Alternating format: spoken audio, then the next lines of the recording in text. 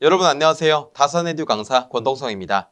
우리가 이번 강의부터 배워볼 내용은 바로 공사재료입니다. 전기응용 및 공사재료라는 과목에서 가장 마지막 단원이죠. 이 공사재료 파트는 전기 공사기사를 준비하시는 분들만 학습을 해주시면 됩니다. 전기공사 산업기사에서는 공사재료가 출제되지 않기 때문에 공사 산업기사를 준비하시는 분들은 여기는 수강하지 않으셔도 좋습니다. 자, 우리가 이 공사재료를 공부할 때는 몇 가지 좀 당부드릴 말씀이 있는데요. 이 공사재료라는 단원이 조금 암기해야 되는 내용이 굉장히 많습니다. 아무래도 이제 전기 공사재료라고 하는 것이 공사할 때, 전기를 공사할 때 필요한 재료, 애자, 피뢰기, 수변전 설비, 각종 공사 방법 등 여러 내용들이 있기 때문에 이 계산하는 문제가 아닌 다 암기해야 되는 내용들이에요. 그렇기 때문에 몇몇 분들께서는 오히려 나는 이 계산 문제가 아니라 암기해야 되는 문제, 즉 내가 나만의 방법으로 암기해야 되는 내용이 많으니까 좋아하시는 분들도 있을 것이고, 아니면은 이제 좀 수식으로 푸시는 분들, 푸는 것을 좋아하시는 분들은 너무 지루해 하실 수도 있어요. 하지만 이 공사재료라고 하는 단어는요, 한번 이론을 쭉 보시고 난 다음에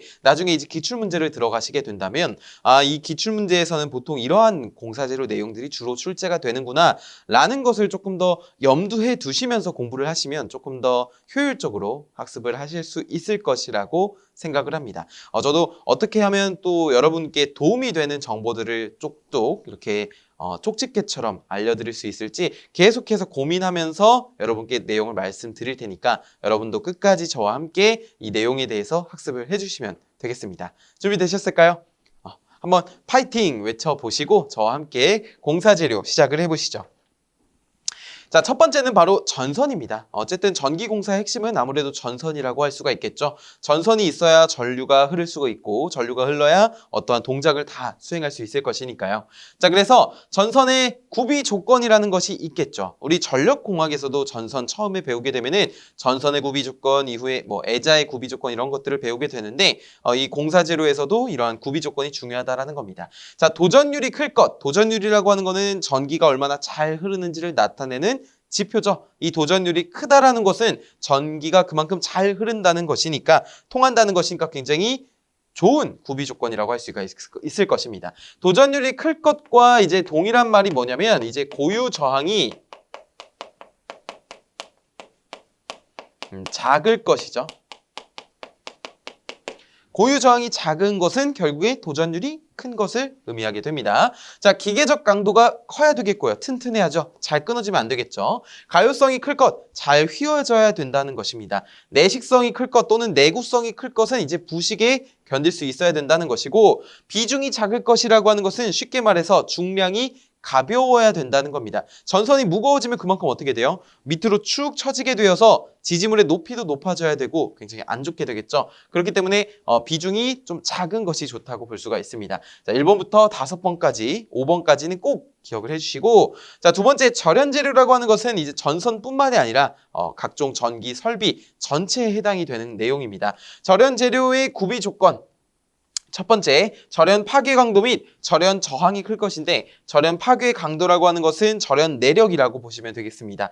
자, 두 번째, 유전체 손실이 작을 것이라고 되어 있는데요. 우리 이제 유전체 손에 이제 단위 최적당 유전체의 소비 전력 공식 기억나십니까? 그걸 보통 이제 PD로서 표현을 했는데, 또는 PC로서 썼는데, 자, 9분의 5 F 2의 제곱 엡실론 S, 그 다음에 또 어떻게 있었나요? 곱하기 10의 마이너스 12제곱이죠. 그 다음에 와트 퍼 세제곱 센티미터가 됐죠. 이 공식 있었잖아요, 우리. 그래서 이 유전체손, 여기에 탄젠트 델타 빠졌네요, 여러분. 여기에 탄젠트 델타 있어야 되죠. 탄젠트 델타 할 때 이 델타는 유전체 손실 각입니다. 그래서 여기다가 10의 마이너스 12제곱에다가 와트 퍼 세제곱 센티미터를 하게 되면은, 자, 이것이 결국에 이 유전체 손실을 의미하게 되는데, 유전체 손실이라고 하는 것이 유전체의 전극 간의 이제 전개, 고주파 전개를 가해서 그때 발생하는 손실을 말하게 되죠. 자, 어쨌든 이러한 손실이 작을수록 좋다라는 겁니다. 손실이 작을수록. 자, 그다음에 기계적 강도가 당연히 커야 되겠고요. 화학적으로 어떠한 뭐 반응이라든지 그런 것들이 안정할 것이 이 절연 재료의 구비 조건에 해당이 된다라고 보시면 되겠습니다. 자, 두 번째는 우리 절연재료의 구비 조건에서 보시면은 자, 이렇게 구비 조건 방금 했잖아요. 그렇죠? 자, 구분으로 넘어올게요. 구분으로 넘어오면은 절연재료는 기체, 액체, 고체로 구분이 된다라는 겁니다. 자, 기체 절연재료는 공기, 질소, 프레온, SF6. SF6는 이제 이전에는 육불화황이라고 불렀는데 이제는 SF6가 이제 주로 부르는 명칭이다라고 보시면 되겠고요. 여기 보시면 무기질이라고 되어 있습니다. 자, 그리고 여기도 유기질이라고 되어 있는데 무기질, 유기질의 차이는 탄소 구조를 가지고 있냐, 탄소 구조를 가지고 있지 않냐로 구분을 합니다. 탄소 구조를 가지고 있지 않는 그런 원소를 이제 무기질이라고 하고요. 탄소 구조를 기본 구조로 해서 결정되는 것을 유기질이라고 부르게 됩니다. 아무래도 이제 유기질이 좀 더 불에 잘 탄다고 보시면 돼요.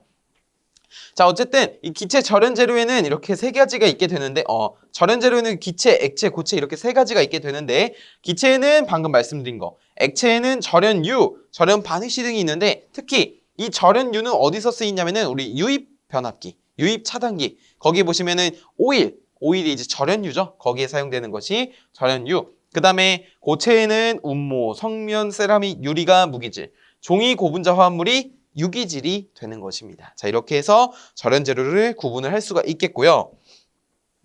자, 그 다음에 보시면 절연물의 최고 허용 온도가 있습니다. 자, 이거는 이제 이전에 배웠었죠. 그쵸? 그 중에서 YAE, BF, HC종 이렇게 해서 허용 온도를 쭉 나타냈었죠. 우리 야, 이불 편했어. 이거 기억나십니까? 자, 거기서 배웠던 90, 105, 120, 130, 155, 180, 180도씨를 초과하는 절연물의 최고 허용 온도가 있겠고요. 주요 용도 정도는 이제 한번 좀 이렇게 매칭을 시켜보는 정도로 접근을 하시면 좋습니다. 뭐 절연 재료까지는 이렇게 뭐 달달달 외우실 필요는 없다라고 판단이 됩니다. 자, 그 다음에 변압기 U의 구비 조건입니다. 이거 절연류의 구비 조건이에요. 이것도 출제된 적이 있습니다. 절연류의 구비 조건은 읽어보시면 절연 내력이 커야 되겠죠. 절연하는데 사용이 되니까 절연 내력이 커야 되겠잖아요. 그렇죠? 인화점이 높아야 돼요. 인화점은 불이 붙는 온도를 말합니다. 그 인화점이 높지 않다면 그만큼 낮은 온도에서 불이 붙기 때문에 굉장히 좋지 않다라고 볼 수가 있죠. 그 다음에 응고점이 낮을 것입니다. 응고점은 고체가 되는 거잖아요. 그 고체가 되는 온도인데 그 응고점이 낮아야지만 너무 높은 온도에서 고체가 되면 안 되니까 낮아야 되겠고요. 화학적으로 고온에서 안정적이어야 되고 점도가 낮아야 됩니다. 점도가 낮아야 되고요. 냉각 효과도 커야 되고 비열도 커야 됩니다. 비열. 그러니까 단위 온도, 단위 질량을 단위 온도만큼 올리는 데 필요한 열량을 비열이라고 표현을 하는데 그 비열이 굉장히 커야 되겠습니다. 자, 이것이 결국에 이 냉각 효과를 크게 만들어주는 요인이라고 보시면 돼요. 자, 그 다음에 자심 재료의 구비 조건입니다. 자심 재료라고 하는 거는 이제 변압기의 철심 같은 것들이 되겠는데요. 전기 저항률이 높아야 되겠고요. 자, 그 다음에 투자율이 커야 됩니다. 투자율은 얼마나 이제 매질이 자화가 되는지를 나타내는 겁니다. 매질에 대해서. 자, 투자율이 크고 잔류자기와 보자력이 작을 것인데 우리 히스테리시스 곡선에서 가로는 잔류자기, 세로는 보자력이었잖아요. 그렇죠? 그런데 이 잔류자기와 보자력이 자심 재료는 둘 다 작아야 돼요. 근데 여러분 이 자심 재료가 이러한 조건을 가지고 있지만 이제 실제로는 그러한 조건을 조금 찾기 어려운 경우가 있습니다. 어려운 경우가. 그래서 이 자심 재료를 간혹 이 전자석의 특징으로 좀 보는 경우가 있어요. 그래서 자심 재료의 이제 조건은 전자석과는 달리 잔류자기의 보자력이 작지만 전자석은 잔류자기가 크고 보자력이 작거든요. 그래서 간혹 어떤 문제 보시면은 이 자심재료 구비 조건으로 잔류자기가 클 것, 보자력이 작을 것 이렇게 나오는 경우가 있습니다. 근데 최근에는 이 자심재료 구비 조건으로 틀린 것은 이라고 해서 이 잔류자기와 보자력이 클 것이라고 많이 나오는 편이므로 클 것이 아니라 작을 것이 정답이 됩니다. 밑에 팁박스 한번 쭉 읽어보시고요. 그런 경우도 있다. 근데 자심재료의 구비 조건으로는 이것이 맞다라고 보시면 되겠습니다. 자, 그래서 잔류자기와 보자력으로 결정되는 것이 뭐예요? 히스테리시스 곡선이잖아요. 그 히스테리시스 곡선의 면적이 결국에 히스테리시스 손실입니다. 그렇기 때문에 그 히스테리시스 손을 작게 하는 것이 결국에 뭐예요? 잔류자기와 보자력이 작다는 것을 의미하는 것이겠죠. 포화 자속 밀도가 높아야지 되겠습니다. 자, 어쨌든 4번, 5번 이 변압기 절연유와 자심재료의 구비 조건은 꼭 기억을 해주셨으면 합니다. 자, 그다음에 개념 확인 한번 보겠습니다, 여러분. 이러한 내용을 토대로 개념 확인 한번 정리해보고 다음 내용 넘어가 볼게요. 자, 첫 번째, 전선의 재료는 도전율이 작아야 할까요? 아니죠. 도전율이 커야 되겠죠. 그 다음에 전선 재료는 내식성이 크고 비중이 작아야 합니까? 맞습니다. 비중이 작아야 되고 내식성도 커야 되고 내구성도 커야 된다고 했죠. 자, 그 다음에 절연물의 최고 허용 온도가 105도C인 절연물은 A종이다? 맞습니다. A종 절연물이죠. YA 할 때 A가 105도씨잖아요. 변압기 이유는 점도가 높아야 하나요? 점도가 낮아야 되겠고요. 자심 재료는 투자율이 커야 합니까? 투자율이 커야 합니다. 그렇기 때문에 O라고 볼 수가 있겠죠. 그래서 정답은 XOOXO가 되죠. 그렇죠? XOOXO. 자, 이렇게 작성을 해주시면 되겠습니다. 두 번째는 여러분 전선 및 케이블입니다. 전선 및 케이블. 자, 첫 번째, 이제 이러한 내용은 전력공학에서도 배우셨을 거예요. 전선 및 케이블에서 첫 번째 단선입니다. 단선은 선이 한 가닥이라는 거예요. 자, 단면이 한 개의 도체로 된 전선을 단선이라고 한다면 이제 연선을 주로 사용을 하게 되죠. 연선으로 넘어오게 되면 여러 개의 단선이 있는 겁니다. 근데 이게 임의로 이렇게 배치가 되어 있는 것이 아니라 어떠한 형태를 띠고 있게 되죠. 어떠한 형태? 이러한 모양을 띠고 있게 됩니다. 이러한 모양이 지금 앞에서 봤을 때 모양이고요. 보게 되면 이렇게 꼬여 있어요. 뒤로 갈수록 이렇게 꼬아져 있거든요. 그래서 합쳐 꼰 전선이다라고 보시면 돼요.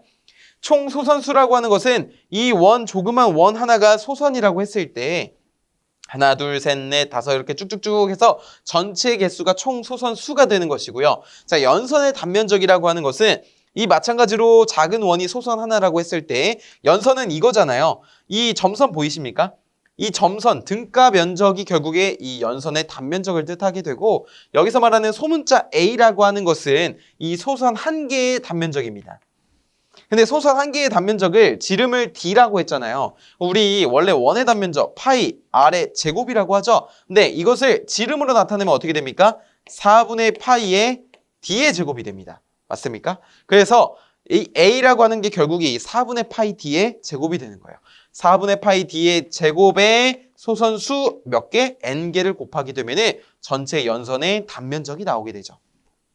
그 다음에 연선의 바깥지름입니다. 연선의 바깥지름도 마찬가지로 여기서부터 여기까지를 의미하게 되죠. 결국에 이 지름을 의미하게 됩니다. 그 지름은 공식이 이렇게 된다라는 거예요. 근데 이 소선수 있죠. 총 소선수가 조금 이제 공식도 공식이지만 간단하게 풀이하는 방법도 있습니다. 우리 이 맨 안쪽에 있는 것을 중심층이라고 부르고 중심소선이라고 합니다. 그 중심소선을 기준으로 해서 바깥쪽이 일단은 여기가 한 개잖아요. 한 개.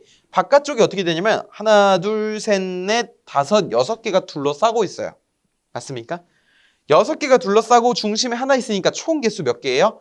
7개죠. 그러니까 여기는 한 개였는데 층이 바뀌면 7개가 되고 층이 한 번 더 쌓이면 어떻게 되는지 볼게요. 하나, 둘, 셋, 넷, 다섯, 여섯, 일곱, 여덟, 아홉, 열, 열하나, 12개 있습니다. 밖에 12개가 둘러싸여 있는데 1, 7, 밖에 12개가 둘러싸여 있으니까 여기는 19이 되겠죠.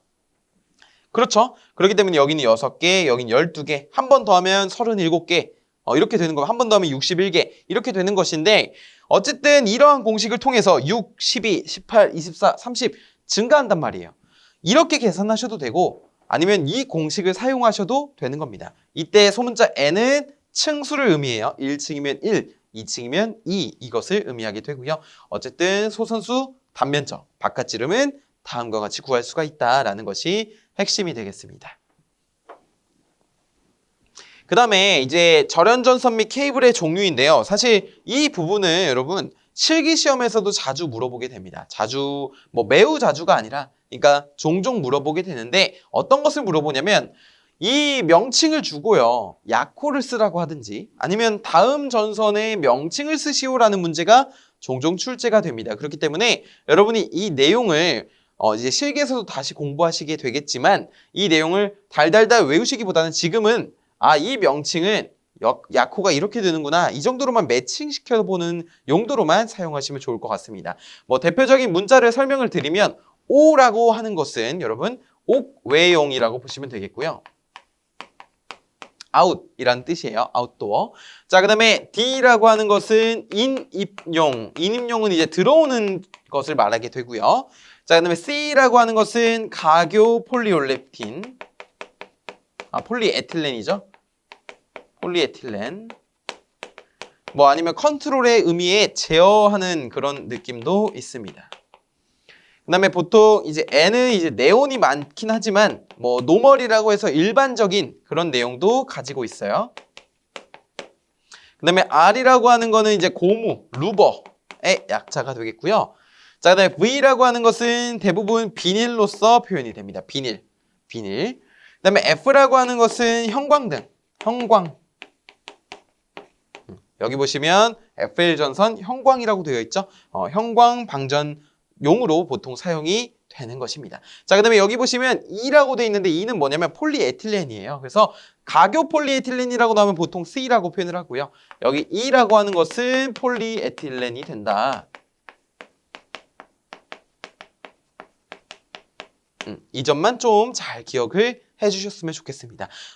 여기 보시면 NR이랑 NRI가 있게 되는데요. 여기는 보시면 네온이라는 말이 없죠, 사실. 여기 보시면 하나는 일반이라고 되어 있고 밑에는 그냥 기기배선용 단신 비닐이라고 되어 있는데 물론 이 내용들이 전부 다 일치하는 건 아닙니다. 제가 말씀드린 거는 보편적인 용어예요. 그렇기 때문에 이러한 특수한 경우는 또 따로 암기를 해주셔야 됩니다. 아시겠죠?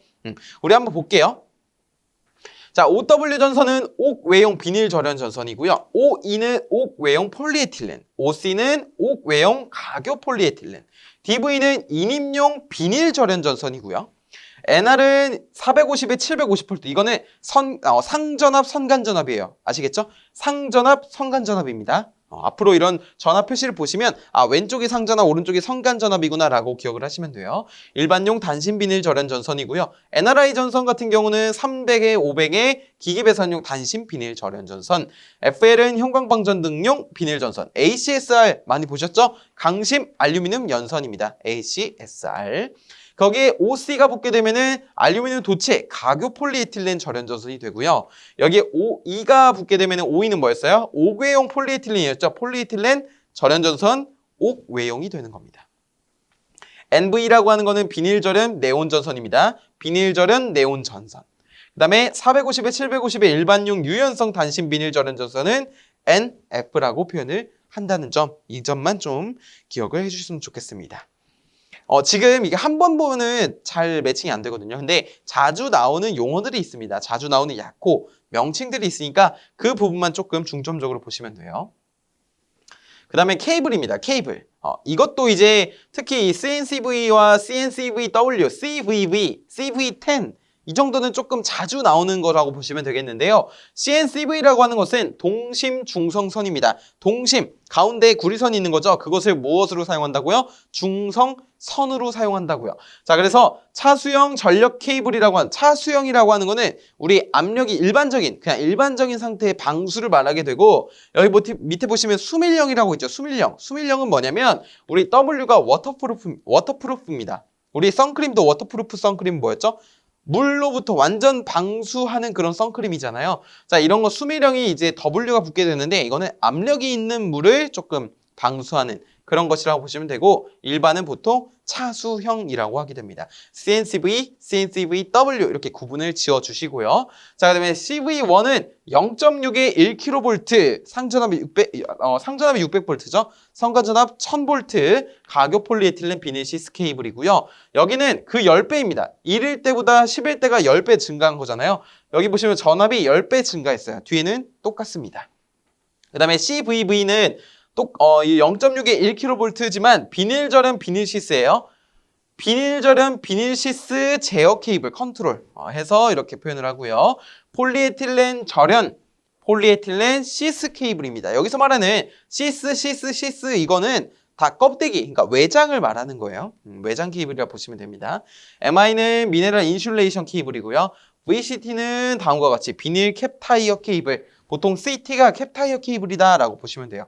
VV는 비닐 절연 비닐 시스 케이블이다 라고 보시면 되겠습니다. 여기는 그래도 우리가 지금 이렇게 정리했던 이 명칭들이 조금 매칭이 되잖아요. 그렇죠?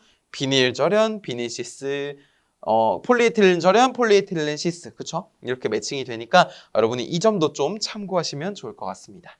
자, 이어서 전압의 종별에 따른 전선의 구분을 한번 살펴보겠습니다. 분류를 보겠다는 거죠. 자, 이렇게 고저압 전선 및 케이블, 그리고 뒤쪽에 보시면 특고압 케이블 두 가지로 구분이 되는데요. 자, 우리가 알고 있는 이 내용 중에서, 지금 보시고 계신 내용 중에서 이전과 달라진 부분이 있습니다. 바로 이 부분인데요. 자, 이 부분과 특고압 케이블이 좀 달라졌습니다. 부분 개정되면서 달라지게 된 건데, 자, 기존에는 이런 절연전선이라든지 아니면 케이블 있죠. 저압이든지 고압에 사용되는 케이블의 명칭, 즉 종류가 나와 있는 그런 구분표가 있었습니다. 분류표가 있었는데, 자, 그런 것들이 사라지고 이렇게 일종의 총칭, 즉 KS에 적합하거나 동등 이상의 성능을 만족하는 것이라고 이렇게 바뀌었어요. 그렇기 때문에 여러분은 이 변경된 내용으로 학습을 해주시면 되겠습니다. 자, 저압 절연전선부터 볼까요? 자, 절연전선이라고 하는 것은 전기용품 및 생활용품 안전관리법에 적용을 받는 것 이외에는 KS에 적합하거나 이와 동등 이상의 성능을 만족하는 것을 사용해야 한다라고 규정을 하고 있고요. 절연전선은 이 저압에서만 사용되는 것을 알 수가 있겠죠. 자, 저압 케이블, 고압 케이블이 있는데, 먼저 저압 케이블은 사용 전압이 저압인 전로에 적용하는, 그러니까 전선으로 사용하는 케이블인 경우에는 위와 동일한 내용이죠. 전기용품 및 생활용품 안전관리법에 적용을 받는 것 이외에는 KS에 적합하거나 동등 이상의 성능을 만족하는 것을 사용해야 한다. 자, 그 다음에 이어서 고압 케이블을 보시면요. 사용 전압이 이번에는 고압입니다. 고압인 전로에 사용하는 전선으로 적합한 케이블이라고 하는 것은 KS에 적합하거나 동등 이상의 성능을 만족하는 것을 사용해야 한다라고 규정하고 있어요. 그래서 우리가 이 내용도 같이 기억을 할 필요가 있겠습니다. 자, 이어서 특고압 케이블을 보시면요. 자, 절연체가 에틸렌 프로필렌 고무 혼합물, 그 다음에 가교 폴리에틸렌 혼합물 이렇게 되어 있잖아요. 자, 여기까지가 기존 내용이었다면은 추가가 된 거는 바로 이 뒷부분입니다. 폴리프로필렌 혼합물인 케이블로서 이 부분이 추가가 됐어요. 그렇기 때문에 여기까지는 꼭 기억을 해야 되겠구나. 추가된 내용까지. 그 다음에 선심 위에 금속재의 전기적 차폐층을 설치한 것이거나 또 뭐 있어요? 파이프형 압력 케이블, 그리고 연피 케이블, 그리고 알루미늄 피 케이블, 그 밖에 금속 피복을 한 케이블 또는 동등 이상의 성능을 만족하는 것을 사용해야 한다라고 합니다. 어디에? 바로 특고압 케이블이에요. 자, 그다음에 이어서 전선 및 케이블의 허용 온도를 보시면, 자, 여기 절연물의 종류의 표가 이렇게 4가지가 나와 있잖아요. 자, 그 중에서 이 위 2가지가 조금 중요하다라고 볼 수가 있겠습니다. 이 중에서는요. 자, 염화 비닐이라고 불리우는 이 PVC는 허용 온도가 70도씨입니다. 그 다음에 XLPE라고 불리우는 가교 폴리에틸렌과 그리고 EPR로 불리우는 에틸렌 프로필렌 고무 혼합물인 경우에는 허용 온도가 90도씨입니다. 만약 이 허용 온도를 넘으면 어떻게 될까요? 전선이라든지 이런 케이블이 열화될 수가 있습니다. 그렇기 때문에 우리가 이 절연물의 종류에 따른 허용 온도도 꼭 기억을 해주셔야겠죠. 자, 다음 명 보겠습니다. 자, 그다음에 코드입니다. 코드. 여러분 코드 아시죠? 우리 코드 있잖아요. 콘센트에 꼽는, 플러그에 꼽는 플러그를 코드라고 부르는데, 자, 우리 코드라고 하는 건 고무, 비닐, 금사, 캡타이어 이 정도가 있다라고 보시면 돼요. 그러니까 참고만 하시면 됩니다. 이 부분은 외우실 필요는 없고요. 달달 외우실 필요는 없고, 이런 거구나. 자, 고무 코드는 고무 절연. 자, 이 부분이 핵심이 되겠고요. 고무 절연이면 고무 코드. 자, 그다음에 비닐인데 비닐의 표준 길이는 100m입니다. 100m. 이 부분만 좀 기억을 해주시고, 금사는 금을 둘렀다고 해요. 그래서 뭐 전기 이발기, 전기 면도기, 헤어드라이 등 이동용 기구에 사용되는 거. 그 다음에 캡타이어 같은 경우는 교류 300V 이하의 소형 기계기구에 사용을 하는 거. 이것을 캡타이어 코드라고 부르게 된다. 그래서 종류만 고무, 비닐, 금사, 캡타이어만 좀 기억을 해주시면 되겠습니다. 그 다음에 배워볼 것은 바로 캡타이어 케이블입니다. 캡타이어 케이블. 자, 이 부분 같은 경우는 이전에는 조금 많이 출제가 되었었는데 최근에는 잘 출제가 되지 않는 부분이긴 합니다. 자, 보시면 이동성과 가요성, 이동하기 편하고 잘 휘어진다는 거죠. 가지며 보호 피복을 가진 절연전선으로 진동, 마찰, 굴곡, 충격 등을 받는 공장 등에서 사용되는 케이블입니다. 보시면 1종 있고요, 2종 있고요, 3종, 4종까지 있어요. 4종으로 구성이 되어 있는데 ABC, ABCD, ABCD-E로 구성이 되어 있습니다. AB는 다 공통이죠. 근데 C는 뭐냐면 캡타이어 CD예요. 1종, 2종은 그렇게 되어 있고요. 그 다음에 범포라고 하는 것이 추가가 되면은 3종, 고무시드라는 것이 추가가 되면 4종으로 보시면 되겠습니다. 구성만 좀 보시면 되겠고, 그 다음에 특징을 좀 볼게요. 특징을 보시면 순고무 30% 이상을 함유한 고무 혼합물로 피복을 하는 것이 캡타이어 케이블의 특징이고요. 내알칼리성, 내유성도 가져야 되고 구조 및 고무질에 따라 구분을 짓게 됩니다. 아까 전에 그림 보셨죠? 그것이 제1종, 2종, 4종까지 오게 되는 것이죠. 단심, 2심, 3심, 4심, 5심으로 구성이 되어 있고요. 전기적인 성질보다는 조금 더 기계적 강도, 기계적 성질에 중점을 두고 만든 케이블이다라고 보시면 되겠습니다. 용도는 다음과 같이 되고요. 캡타이어 케이블의 색깔이 나오게 되는데 우리 캡타이어 케이블의 색깔은 보통 이렇게 4심 을 자주 물어봅니다. 그래서 이 사심, 흑백, 적, 녹 이것만 좀 잘 기억을 해주셨으면 좋겠습니다. 그 다음에 비닐 캡타이어 케이블도 단심, 2심, 3심, 4심, 5심으로 되어 있고요. 구성이 되어 있다는 거죠. 그 다음에 전기적인 성질은 고무 캡타이어 케이블의 제2종에 해당이 된다는 것이 비닐 캡타이어 케이블의 특징. 마찬가지로 밑에는 위에와 비슷하다는 특징을 갖고 있습니다. 그 다음에 전선의 허용 전류입니다. 전선에는 전선만이 흐를 수 있는 전류들이 있잖아요. 그 전선의 허용 전류를 넘게 되면은 전선이 열화되고 화재가 발생할 수 있는 우려가 있습니다. 그렇기 때문에 전선이나 케이블의 허용 전류는 그 피복을 무엇으로 했는지, 피복 절연물의 종류라든지 아니면 도체 굵기도 정해줘야 되고요. 시설 조건 등에 따라서 달라지기 때문에 절연체의 전선이 손상돼서 전선으로서의 기능을 수행하지 못하게 되더라라는 것이 전선의 허용 전류가 되겠고, 자, 그 다음에 우리 7번째로 보시면 전선의 여기 접속과 병렬 사용이죠. 접속과 병렬 사용. 교재대로 참고하시면 돼요. 교재대로. 자, 전선의 접속은 전선의 전기적 저항을 증가시키면 안 됩니다. 그러니까 이 접속점이라는 건 뭐예요? 전선과 전선이 만나는 지점이죠. 그 만나는 지점을 전기적 저항을 증가시키면 안 되고요. 그 다음에 접속점의 기계적 강도를 20% 이상 감소시키지 않는답니다. 이 말은 뭐예요? 이거 말장난으로 바꿔보면은 이 말과 같습니다. 자, 기계적 강도를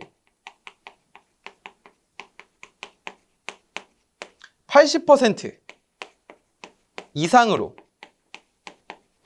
할 것. 이 말이 곧 뭐예요? 이 말이죠. 그러니까 기계적 강도를 20% 이상 줄이지 말라는 겁니다. 아시겠죠? 이렇게도 나올 수 있어요, 여러분. 이 두 표현을 잘 비교를 해야 됩니다. 동일한 말이에요. 근데 가끔가다 이런 선지가 나오죠. 기계적 강도를 80% 이상 감소시키지 않아야 된다. 그러면은 말 그대로 20%까지 냅둔다라는 거잖아요. 그러니까 말도 안 되니까 이 두 가지를 꼭 둘 다 잘 기억을 해주셨으면 좋겠습니다. 그 다음에 절연을 약화시키지 않도록 테이프나 와이어 커넥터로 보호를 해야 되고요. 접속점 자체를. 그 다음에 옥내 배선, 옥외 말고 옥내에서 전선의 접속을 박스 안에서 해야 됩니다. 박스 안에서 접속을 해야 되고요. 접속점에 장력이 가해지지 않도록. 접속점에 장력이 가해지면 어떻게 돼요? 시간이 흘렀을 때 이 접속이 풀리거나 할 수가 있겠죠. 그렇기 때문에 장력이 가해지지 않도록 해야 되는데 밑에는 직선 접속, 밑에는 압착 접속으로 해서 예시를 나타낸 그림이라고 보시면 되겠습니다. 여기는 이렇게 꼬았다고 해서 트위스트고요. 여기는 맞대어서 슬립으로 이렇게 접속을 하는 압착 접속이 되겠습니다. 그 다음에 이어서 보시면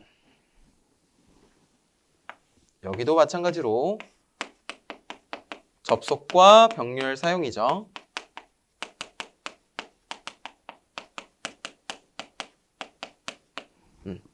병렬 접속과 사용, 접속과 병렬 사용 동일한 말입니다. 자, 두 번째 동선의 접속을 볼게요. 동선이라고 하는 건 뭡니까? 동선, 제 이름 아니에요. 제 이름이 아니라 동선, 구리선이 구리선. 구리선을 접속하는 묻는 문제가 출제가 된 적이 있습니다. 이렇게 노란색으로 표시한 것이 동선의 접속 방법 4가지가 되겠는데 다음 중 동선의 접속 방법으로 옳지 않은 것은, 틀린 것은 물어보면 이 4가지가 아닌 다른 하나가 정답이 되겠죠. 또는 밑에 보시면 종류 기억이라고 제가 적어놨잖아요. 자, 이게 뭐냐면 다음 중 동선의 슬리브에 의한 접속으로 방법으로 옳지 않은 것은 물어봤을 때 이 4가지 중에 해당이 안 되는 것을 골라주시면 된다는 겁니다. 자, 그래서 보시면 6mm 이하 가는 단선의 직선 접속을 트위스트 접속, 방금 전에 봤었죠? 트위스트 접속 여기 있었습니다. 자, 이런 것이 되겠고요. 자, 그 다음에 직선 맞대기용 슬리브에 의한 압착 접속, 단선 및 연선에 적용하는 방식이 되겠습니다. 분기 접속은 분기점에 하는 접속이에요. 분기할 시에. 그러면 T형 커넥터에 의한 분기 접속은 단선 및 연선에 적용을 한다. 그때 6제곱밀리미터 이하 가는 단선의 분기 접속에 사용을 한다라고 보시면 되겠고요. 종단 접속은 끝나는 지점에 접속하는 거. 자, 그다음에 슬리브에 의한 접속은 아까 전에 보셨죠? 슬리브로 압착 접속을 하는 겁니다. S형 슬리브, S형 슬리브에 의한 분기 직선, 그다음에 매킹 타이어 슬리브라는 것에 의한 직선 접속이 있는데 한쪽은 양쪽, 한쪽은 한쪽 비틀림 이렇게 구분을 지을 수가 있더라라는 것이 핵심이 되겠고요. 그 다음에 이제 알루미늄 전선의 접속입니다. 보시면은 자, 직선 접속, 분기 접속, 종단 접속이 되어 있는데 직선 접속을 할 때 인입선과 인입구 배전선 간에 접속 등과 같이 장력이 걸리지 않는 장소에 장력이 없을 때 사용하는 것이 직선 접속이 되겠고요. 분기하는 경우에 사용하는 건 분기 접속이고 알루미늄 선을 종단 접속할 때 이 노란색 종단 겹침용 슬리브 무슨 형? E형에 의한 접속을 가는 전선을 박스안에서 접속할 때 사용한다고 보시면 됩니다. 알루미늄 전선을 접속할 때 가는 전선을 박스안에서 접속할 때 사용하는 방법으로 옳은 것은 이라고 하면은 종단 겹침용 슬리브라고 답해 줄 수가 있겠죠. 자, 그래서 이러한 형식으로 끝에 이렇게 슬리브로 접속을 한 것을 볼 수가 있습니다. 자, 그 다음에 비틀어 꽂는 형의 전선 접속기에 의한 접속이고요. C형 전선 접속기 등에 의한 접속이다. 터미널 러그에 의한 접속은 다음과 같이 되는데 두 선을 포개고 조인트선을 감는 방법으로 10제곱밀리미터 이상의 굵은 단선에 적용을 한다. 적합하다라고 보시면 되겠습니다. 자, 전선의 병렬 사용입니다. 전선의 병렬 사용인데 자, 이 네 가지 특징은 꼭 기억을 해주세요. 아시겠죠? 이 네 가지 굉장히 중요합니다. 병렬로 사용할 때는 동일한 도체여야 되고 동일한 굵기여야 되고 동일한 길이여야 됩니다. 이 말은 무엇이냐면 어쨌든 병렬로 사용할 거면 둘 다 동일한 것으로 사용하라는 뜻이에요. 근데 동일한 것으로 사용할 때 이 굵기 있죠. 특히 굵기는 구리선인 경우에는 50제곱밀리미터 이상 병렬로 사용할 때 알루미늄 선은 70제곱밀리미터 이상으로 할 것으로 규정을 하고 있습니다. 같은 극의 각 전선은 동일한 터미널 러그에 완전하게 접속을 해야 됩니다. 불완전 접속 안 된다는 거예요. 전류의 불평형을 초래하지 않도록 할 것. 이거는 관 내에서 전자적인 불평형을 초래하지 않을 것과 동일한 말입니다. 전자적인 불평형이 생기면 안 좋기 때문에 불평형을 초래하지 않도록 할 것이고요. 이 병렬 접속된 전선에는 각각의 퓨즈를 설치해서는 안 됩니다. 퓨즈가 끊어지면 안 되기 때문이죠. 단선이잖아요. 결국에 이 퓨즈를 장착해야 될 때는 어떤 퓨즈? 공용 퓨즈로 사용할 것. 그러니까 하나만 끊어지지 말라는 뜻입니다.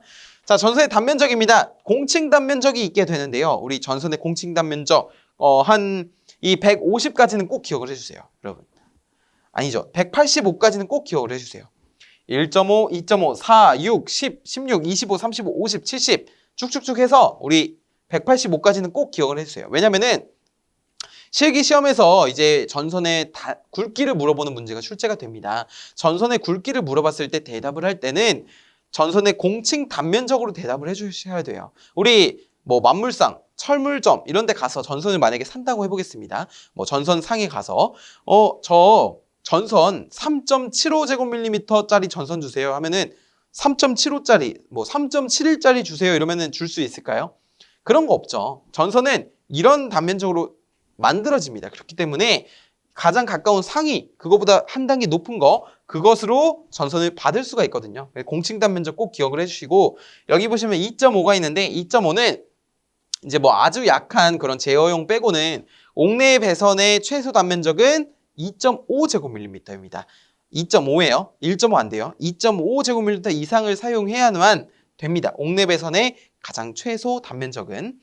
그래서 이렇게 보시면 되겠고 밑에 보시면 ACSR이 있습니다. ACSR은 강심 알루미늄 연선의 단면적이 있는데요. 32부터 해서 330까지 있는데 중성선인 경우에는 32에서 95까지로 볼 수가 있게 되는 겁니다. 32에서 95는 여기까지 사용하겠다는 거죠. 자, 다음에 보겠습니다. 다음 보시면 바로 개념 확인입니다. 개념 확인. 우리가 지금까지 했던 내용을 간단하게 정리하고 넘어가 보겠습니다. 자, 우리 보시면 DV 전선의 명칭은 인입용 비닐 절연 전선이다 라고 되어 있는데 D가 인입용이고요. V는 비닐 절연 전선이죠. 그렇기 때문에 맞는 설명. 전선의 기계적 강도는 80% 이상 감소시키지 않는다. 80% 이상이 아니라 20% 이상 감소시키지 않는 것이죠. X. 여기 또 다른 말로 바꿔보면 뭐라 그랬죠? 여기가 이제 20%니까 80% 이상으로 할 것. 이것이 맞는 설명입니다. 자, 동선의 접속 방법에는 직선, 분기, 종단, 슬리브에 의한 접속이 있다. 이렇게 네 가지가 있다라고 말씀을 드렸고요. 전선의 병렬로 사용할 경우에는 도체, 굵기, 길이가 달라도 될까요? 안 되죠. 무조건 같은 길이, 같은 굵기, 같은 도체여야 한다고 했습니다. 그래서 X라고 골라주시면 되겠습니다. 자, 이어서 바로 보겠습니다. 바로 애자 및 애관입니다. 우리 전력공학에서도 애자에 대해서 배워보셨을 텐데요. 애관이라고 하는 것은 이제 통과할 때 전선이 어떠한 지지물이라든지 조영제 이런 것들을 통과할 때 전선을 보호하기 위한, 피복을 보호하기 위한 그런 장치라고 보시면 되겠습니다. 자, 애자 보시면 애자의 종류부터 한번 짚고 넘어가 볼게요. 물론 교재에는 없지만 한번 짚고 넘어가 보자는 겁니다. 자, 이상전압에 견뎌야 되겠죠. 이상전압을 못 견디면 어떻게 돼요? 애자가 소선되겠죠. 그러면은 전선과 지지물과 이것이 연결될 때 애자를 거쳐서 연결이 되는데 애자가 소선이 되면 거기에서 어떠한 전기적으로 문제가 생기잖아요. 그렇기 때문에 이상전압에 잘 견뎌야 되고요. 충분한 절연 강도 또한 지니고 있어야 됩니다. 그리고 물리적으로도 튼튼해야 되죠. 그것의 기계적 강도가 커야 되고, 자, 누설 전류가 흐르지 못하게 할 것. 이거는 절연 저항이 클 것을 의미하게 됩니다. 그래서 누설 전류가 흐르면 안 좋잖아요. 전류가 새는 건데, 그렇죠? 그로 인해서 전기적인 문제가 또 생기므로 흐르지 못하게 할 것. 그리고 전기는 물에 취약합니다. 그렇기 때문에 온도라든지 습도 변화의 영향이 작아야 되는 거예요.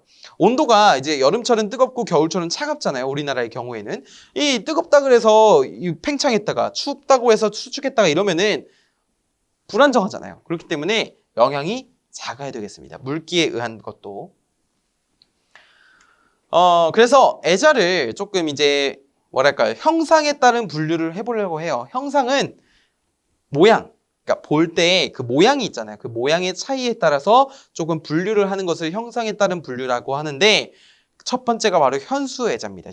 현수는 매다는 형식이에요. 매다른 형식이다라고 해서 현수형이라고 하는데 우리 모노레일 기억하십니까? 전기 철도에서 모노레일도 과좌식이 있고 현수식이 있잖아요. 과좌식은 레일을 따라서 이렇게 땅으로 가는 거고 현수식은 뭐예요? 매달려서 가는 거잖아요. 그렇기 때문에 현수애자는 매달리는 애자라고 보시면 되겠습니다. 경질 자기재 상하의 연결금구를 시멘트로 접착시켜 만든 것으로 이거 정의 물어보는 문제 있었어요. 전압에 따라 필요한 개수만큼 연결해서 사용할 수 있습니다. 근데 용도가 송배전용, 전기철도용 전선로 및 발전소, 변전소, 통신선의 인류용, 그러니까 웬만하면 현수애자를 사용한다는 거예요. 우리나라에서 가장 대표적인 애자가 바로 현수애자가 됩니다. 한편 송배전용 표준형 지름은 250mm, 180mm가 있는데 보통 250mm라고 보시면 되는 것이고요. 그 다음에 전압과 수량이 나와 있는데 이거 전력공학에서도 배우셨죠? 전압별, 현수애자의 전압별 표준 개수가 있습니다.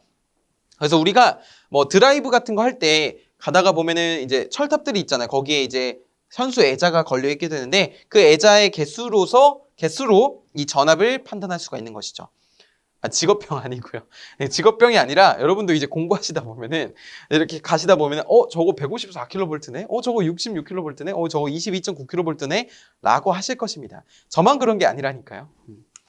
22.9kV는 2개, 3개, 66은 4개, 5개, 154는 9개, 11개, 345는 18개, 23개, 765는 40에서 45개입니다. 물론 이 수치가 다소 달라질 수 있어요. 하지만 범위가 이렇다는 거고요. 뭐 전압별 개수를 물어봤을 때 이 범위에 해당이 되면 정답이 되겠죠. 물론 겹치는 범위로 출제하지는 않을 것입니다. 자, 그래서 2.5 여기 중간값 2.5죠. 여기는 4. 뭐 이렇게 해서 뭐 이렇게 암기 방법이 이렇게 되죠. 자, 2.5에 2를 곱한 거, 2를 곱한 거, 2를 곱한 거, 2를 곱한 거 이렇게 되는 겁니다. 이런 방법으로도 좀 기억을 하실 수가 있겠고요. 어쨌든 전압별로 현수애자의 개수가 달라지게 되더라. 그때 현수애자의 생김새는 다음과 같은데 아까 전에 표준형 지름이라고 했던 것이 여기서부터 여기까지 지름을 의미하게 되는 것입니다. 자, 보시면 소켓도 있고요. 볼도 있고요. 볼을 소켓에 끼우는 형태입니다. 그래서 여기 보시면 개수를 연결해서 사용할 수 있다고 했잖아요. 이러한 구조를 밑으로 쭉쭉쭉쭉 연결을 해서 사용할 수가 있습니다. 그 사용한 것이 이렇게 개수가 있는 거예요. 아시겠죠? 자, 두 번째는 장간애자입니다. 자, 애자를 금속구로 연결한 것이 아니라 한 번에 절연체로 하는 것입니다. 그래서 모양은 상한 캡이 있고요. 중간에는 자기로 되어 있습니다. 우리 도자기 할 때 그 자기 맞습니다. 이러한 것을 장간애자라고 하고요. 자, 세 번째는 우리 핀애자입니다. 핀애자는 송배전용, 발변전소용, 전기철도 및 통신용 전선로 애자로 단독 사용이 되는데 최근에는 핀애자 말고 다른 애자들이 많이 사용이 되죠. 이런 특고압, 저압, 고압의 통신용의 애자가 있다. 저압 소형, 저압 중형, 저압 대형 핀애자 등도 있다라는 점을 좀 기억을 해주시면 됩니다. 보시면은 마치 핀과 같이 구조가 되어 있다라고 하여 핀애자라고 부릅니다. 지금 보시면 아시겠지만 장, 현수, 그 다음에 핀 해서 다 모양에 따른 분류를 하고 있어요. 형상에 의한. 자, 네 번째는 라인 포스트 애자입니다. 라인 포스트, 라인, 선, 포스트, 지지, 즉 전선을 지지해주는 애자예요. 근데 염진해, 뭐 염분이라든지 그런 먼지 있죠. 그 분진 같은 거, 그런 오손이 심한 지역에서 사용되는 것은 내염용 라인 포스트 애자를 보통 사용을 하게 됩니다. 그래서 만약에 저런 정의가 나온다 그러면은 라인 포스트 애자는 라인 포스트 애자인데 내염용이라는 말이 붙어야 됩니다. 거기에 조금 더 특화되도록 만들어진 거예요. 특화 배전선로에 사용하는 애자로서 전주 완금 또는 이제 완철이라고 부르게 됩니다. 완철을 시설하여 전선을 지지해주는 역할을 하는 것 뭐라고요? 라인 포스트 애자라고요. 그 다음에 지지 애자, 인류 애자가 있는데 지지 애자 같은 경우는 이제 절연 지지에 사용하는 것이고요. 여긴 전선을 지지하는 거고 여긴 절연을 지지해주는 겁니다. 여기는 인류 애자입니다. 인류, 끌어당기다. 자, 끌어당기다 할 때 고압 인류 애자는 고압 배전선, 저압 인류 애자는 저압 배전선에 이용이 되더라. 근데 끌어당길 때 사용하는 금구류는 뭐다? 인류 스트랩이다 라는 것도 추가적으로 기억을 해주셨으면 좋겠습니다. 자, 그다음에 옥내 배선용 애자입니다. 여기 보시면 그림이 이렇게 보이시는데 지금 PPT 상으로는 조금 더 뚜렷하게 안 보이실 거예요. 근데 교재를 참고하시면 좋습니다. 자, 이렇게 생긴 것을 바로 노브 애자라고 하는데 이거는 이제 식당에서도 주로 보이는 데도 있습니다. 자, 저압 옥내 배선의 노출 공사용 밖에 드러나 있다라는 거죠. 애자에는 저압 애자, 노브, 애자, 클리트 등이 있다. 클리트는 여기서 요것을 말하는 것입니다. 클리트. 자, 특대 노브, 대노브, 중노브, 소노브, 특소노브, 심공소노브 등의 6종류가 있다라고 표현을 좀 하고 있고요. 추가적으로 아시면 되겠고. 자, 여덟 번째는 내무애자입니다. 내무애자는 문제로도 출제된 적이 있습니다. 염분이라든지 먼지, 안개 등으로 인한 습기, 안개에 끼면 어떻게 돼요? 막 물기, 표면에 물기 맺혀지고 그러잖아요. 그런 습기 때문에 절연이 저하되어서 섬락되는 것을 방지하기 위해 표면을 어떻게 매끄럽게 하거나 주름이 많게 한 애자를 내무애자라고 부르게 됩니다. 자, 그다음에 애자별 전선의 굵기입니다. 교재에는 여러 표들이 있지만 제가 노브 애자만 가져온 이유는 이 노브 애자 정도만 좀 기억을 하시면 좋을 것 같아서 소일 때는 16, 중일 때는 50, 대일 때는 95, 특대일 때는 240 제곱밀리미터라는 것을 좀 기억을 해주시면 좋겠고요. 자, 그다음에 애자의 색별이 있는데 이게 뭐냐면 우리가 이제 저압용 핀애자, 접지측 핀애자에 제가 노란색으로 쳐놨잖아요. 자, 이게 뭐냐면 우리 전기 선을 분류를 할 때 이 애자의 색으로 분류를 하는 경우도 있습니다. 거기에 어떤 색을 사용하는지가 이렇게 나와 있게 되는데 고압용, 특고압용 핀애자의 적색, 저압용 애자에는 백색, 접지측에는 청색을 사용하게 되고요. 저압 인류 애자, LP 애자. 여기서 말하는 LP 애자는 라인 포스트 애자입니다. 그래서 일반형, 내염형은 갈회. 근데 보통 나오는 거는 백색과 청색이 주로 나오게 되더라라는 것만 좀 잘 기억을 해주시면 되겠습니다. 그 다음에는 이제 애관입니다. 애관. 자, 애관은 앞서 말씀드렸듯이 어디를 통과할 때 전선을 보호하기 위한 것인데요. 자, 그림에는 나와 있습니다. 그림에도 이제 교재 그림 보시면 이렇게 뚫어지는 그 부분에 사용이 되는 것이 애관인데, 자, 건물의 전선 관통 계속 관통하는 곳, 개폐기함, 단자함 등의 전선 출입구 여기도 보호를 해줘야 되겠죠. 거기에 절연 또는 전선의 접촉 방지에 사용되는 것이 뭐다? 애관이다. 그렇기 때문에 여기 이렇게 벽이 있을 때 이 벽을 뚫어야 되잖아요. 그럼 이렇게 관이 이렇게 있는 겁니다. 그래서 여기를 이렇게 지워가지고 전선이 이렇게 들어갈 수 있도록 이렇게 시설하는 것이 애관이다. 자, 고압 애관, 저압 애관, 저압 테두리 애관, 이입 테두리 애관 등이 있다. 조형제를 관통할 때는 절연이 되는 관. 절연이 되는 관이면은 나무, 고무 이런 거잖아요. 그런데 절연이 되는 관, 안 되는 건 뭐죠? 바로 금속관. 금속과는 절연이 안 되죠. 금속 도체잖아요. 그렇기 때문에 금속과는 안 된다. 자, 애자 사용 배선의 시공입니다. 조형제를 노브 애자를 고정한 후에 전선을 배선하고 바인드하는 것을 노브 애자 시공이라고 합니다. 아까 전에 이 교재 그림 보시면 노브 애자 여기 보시면 이렇게 들어가 있잖아요. 움푹 들어가 있잖아요. 여기에 이렇게 전선을 감게 됩니다. 이걸 뭐라고 한다고요? 노브 애자 시공이라고 한다고요. 고정한 다음에 전선을 배선하는 거. 바인드는 묶는 것을 의미합니다. 자, 애자 사용 배선에 사용하는 전선은 DV 전선을 제외한 절연 전선을 사용해야 되고요. 조형제를 관통하는 경우에는 애관을 사용하고 또 양단은 1.5cm 이상 돌출이 되어야 조금 더 안전하게 사용할 수 있다라고 합니다. 그래서 이렇게 보시면 여기 끝에 이렇게 1.5cm 이상 돌출을 해야 된다는 거예요. 자, 이때 제가 노란색으로 바인드선의 굵기를 표현을 했는데요. 바인드선의 굵기를 묻는 문제가 출제된 적이 있습니다. 그렇기 때문에 0.9, 1.2, 1.6 바인드선의 굵기 꼭 기억을 해주셨으면 좋겠습니다. 자, 쭉쭉쭉 넘어가서 우리 이제 개념 확인 풀어보고 마무리 지어보겠습니다. 정말 고생 많으셨어요. 자, 1번 154kV 송전선로에서의 현수애자의 개수는 18개에서 23개이다. 맞습니까? 18개, 23개가 아니라 9개에서 11개죠. X.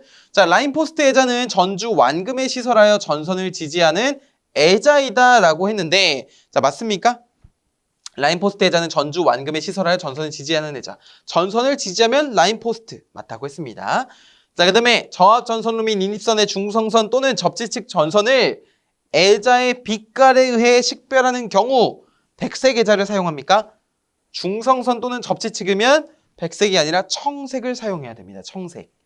자, 애자 사용 공사에서 바인드선의 최소 굵기는 몇 밀리미터이다? 0.9mm이다. 우리 바인드선 굵기 뭐였어요? 0.9, 1.2, 1.6이었잖아요. 그렇기 때문에 0.9mm가 최소 굵기가 맞는 설명이 되겠죠.